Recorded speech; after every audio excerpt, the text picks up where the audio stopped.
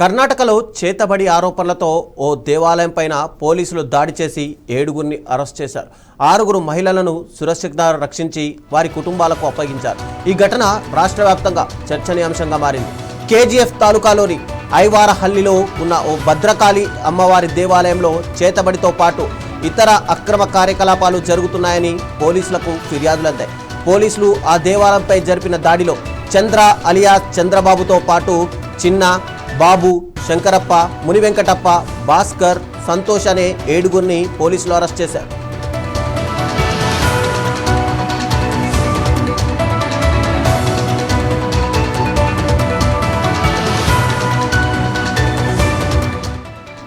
ఐవార్హల్లి నివాసి అయిన చంద్రనాథ్ ఈ బేతాళ దేవాలయాన్ని 5 ఏళ్ల క్రితం ప్రారంభించారు.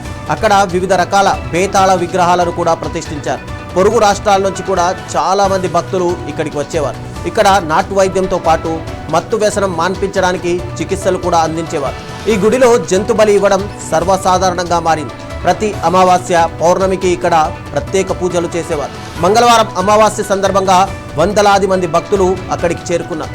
పోలీసులు దాడి చేసే సమయానికి గొర్రెలను బలి ఇవ్వడానికి, మాంసం వండడానికి అన్ని ఏర్పాట్లు సిద్ధంగా ఉన్నాయి.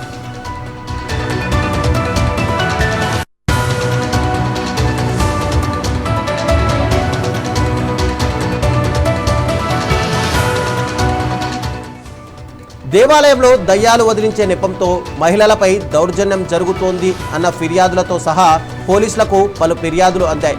ఈ ఫిర్యాదుల ఆధారంగా పోలీసులు దర్యాప్తు మొదలుపెట్టారు. పూజల నెపంతో గుడిలో పలు అక్రమ కార్యకలాపాలు జరుగుతున్నాయన్న ఫిర్యాదుల మేరకు పోలీసులు సుమోటోగా కేసు నమోదు చేసుకున్నారు.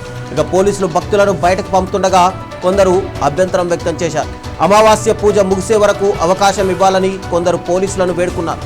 గుడిలో ఎలాంటి కార్యకలాపాలు జరుగుతున్నాయన్న దానిపై లోతైన దర్యాప్తు జరుగుతోంది.